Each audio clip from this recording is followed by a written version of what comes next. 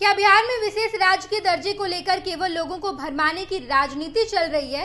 ये सवाल इसलिए खड़े हो रहे हैं क्योंकि निर्मला सीतारमण ने, यानी कि केंद्र की वित्त मंत्री निर्मला सीतारमण ने तमाम राज्यों के वित्त मंत्री को आज दिल्ली बुलाया था।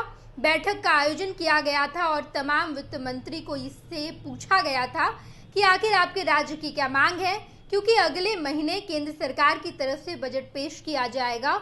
तो तमाम राज्यों को मद्देनजर रखते हुए ही बजट पेश करेगी सरकार। और ऐसे में बिहार की तरफ से बिहार के डिप्टी सीएम सह वित्त मंत्री सम्राट चौधरी गए हुए थे।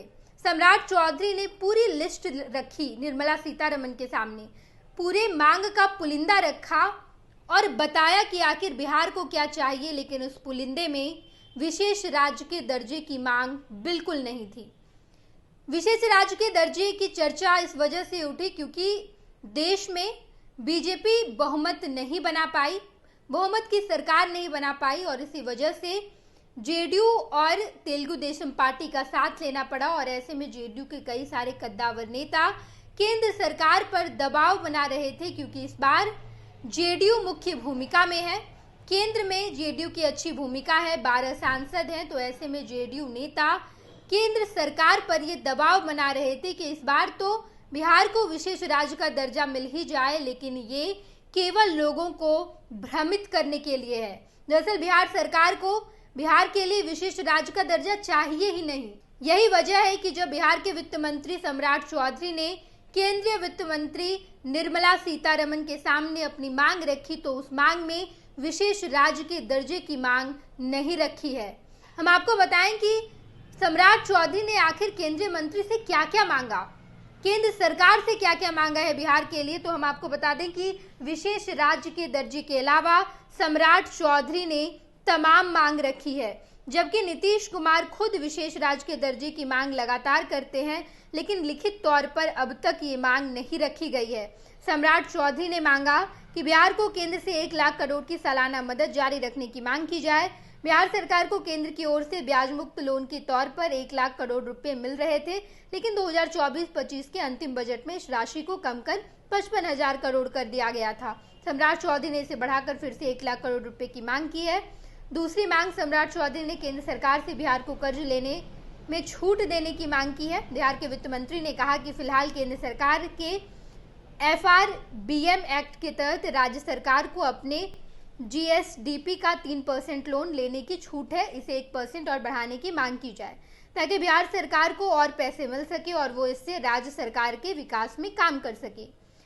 सम्राट चौधरी ने बिजली के लिए देश में 1 नेशन 1 टैरिफ लागू करने की मांग की। उन्होंने कहा कि बिहार सरकार केंद्र सरकार की एजेंसियों के पावर प्लांट से बिजली खरीदती है, उसके लिए प्रति यूनिट 4 रुपये 61 पैसे का भुगतान करना पड़ता है, लेकिन कई राज्यों में निजी कंपनियां 3 रुपये 60 पैसे प्रति यूनिट की दर से बिजली दे रही है।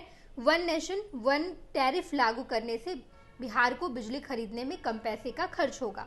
सम्राट चौधरी ने बिहार की बिजली की जरूरतों को पूरा करने के लिए भागलपुर के पिरपैंती में 24,000 मेगावाट का सुपर थर्मल पावर खोलने की मांग की है। इसके अलावा हवाई संपर्क बढ़ाने के लिए 9 नए एयरपोर्ट बनाने की मांग हुई और सड़क परिवहन में बेहतरीन काम के लिए नए एक्सप्रेसवे के लिए केंद्र सरकार से मदद मांगी गई है। इसके अलावा बिहार के डिप्टी सीएम सम्राट चौधरी ने प्रधानमंत्री ग्राम सड़क योजना के तहत बनी सड़कों के रखरखाव के लिए केंद्र से मदद मांगी। इसके अलावा राज्य के 4 नए शहरों मुजफ्फरपुर, दरभंगा, भागलपुर और गया में मेट्रो ट्रेन के लिए केंद्र सरकार से मदद मांगी है। और इसके अलावा नमामि गंगे परियोजना के तहत 12 परियोजना के लिए 7,076 करोड़ रुपए की मांग की गई है। इसके अलावा कई सारे ऐसे मांग सम्राट चौधरी ने केंद्र सरकार की ओर रखा है।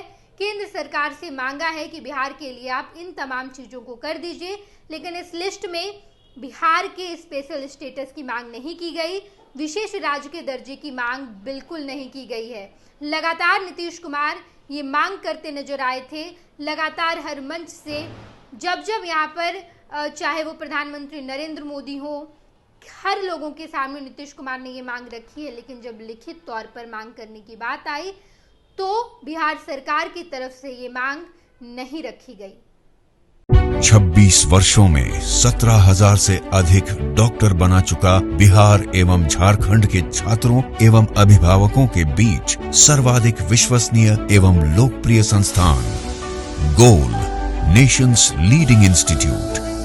हमारा विश्वास गोल के साथ।